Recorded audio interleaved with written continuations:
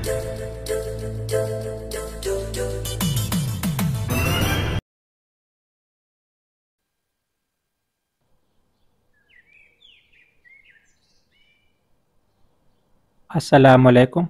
Welcome back po sa ating channel. Ang problem natin for today ay mula sa Engineering Mechanics.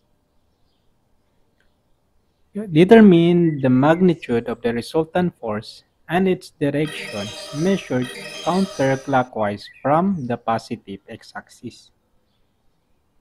Okay, ang hinahanap natin dito is magnitude ng resultant or yung resultant force nitong dalawa. And then yung direction ng resultant measured counterclockwise from the positive x-axis.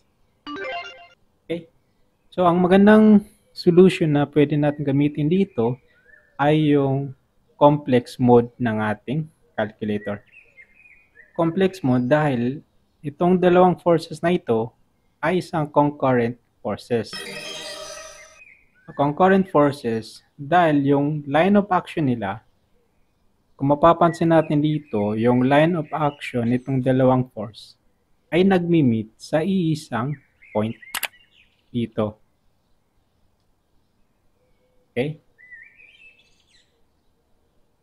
So that is why magandang gamitin dito ay yung complex mode ng ating calculator. So, halimbawa lang, meron tayong Cartesian plane dito and then may force. So, kung gusto natin kunin yung angle nito, magmula dito sa positive x-axis and then counterclockwise, yung angle na makukuha natin dyan is positive. And then kapag dito naman natin kinuha sa ilalim or clockwise, okay, mula sa positive x-axis and then clockwise, negative naman yung angle na makukuha natin dyan. So what if naman dito tayo kumuha sa negative x-axis? Dito tayo mag-start. And then umikot tayo clockwise. Okay, kapag ganito, negative yung angle natin dyan. Then kapag dito naman tayo kumuha sa ilalim and then counterclockwise, positive naman yung angle na makukuha natin dyan. Okay, so ito lang yung dapat natin tandaan. Kapag counterclockwise, positive. Kapag negative, clockwise.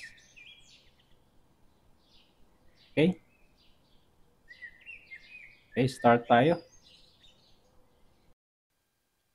Okay, draw natin ang free body diagram. And then let's start. Mode. Okay, so mode 2 complex and then input natin yung mga values natin.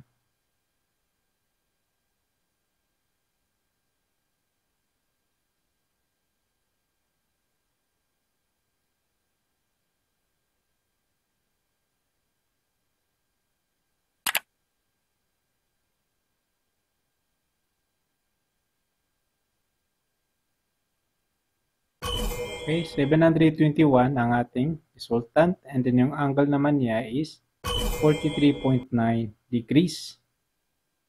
Okay, kung i-draw natin yung resultant, okay, so ang direction na nakuha natin is 43.9 degrees. So magmula dito sa positive x-axis and then iikot tayo counterclockwise. Nandito yung 43.9 degrees. And then dito rin natin matatagpuan yung resultant. Okay, na ang magnitude niya is 721 Newton. Okay.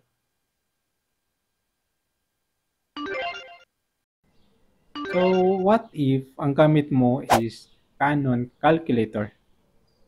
Canon na transparent or Canon F789 is GA. So, ano yung pipindutin natin? So, first is ito, mode.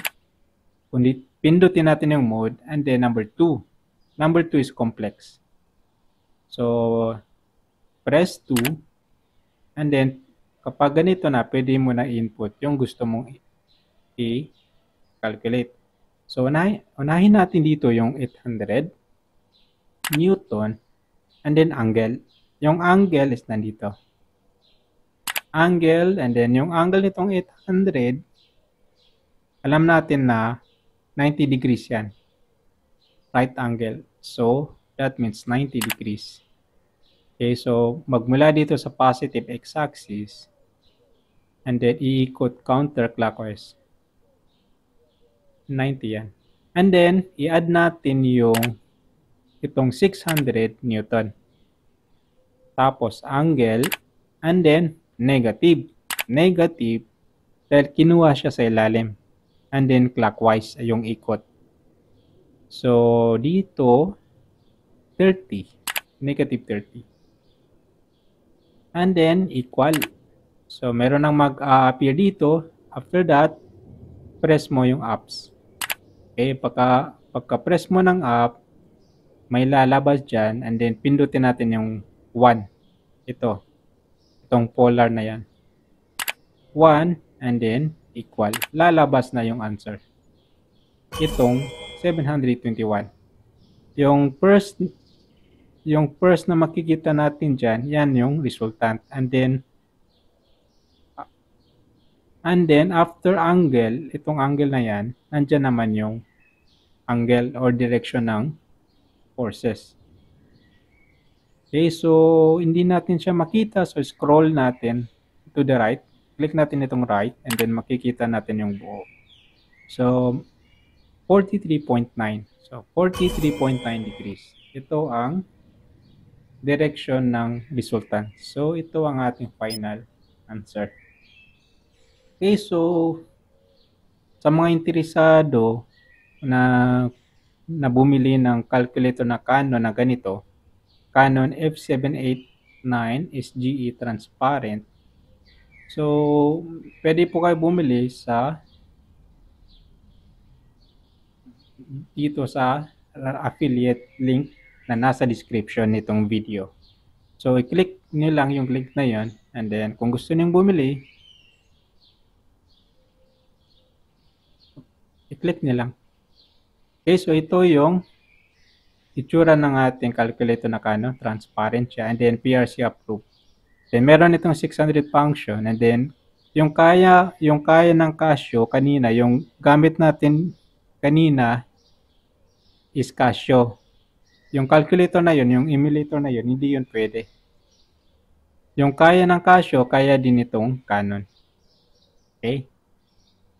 So, yun. Problem solved mga tol, and see you again sa ating next problem, inshallah. Assalamualaikum.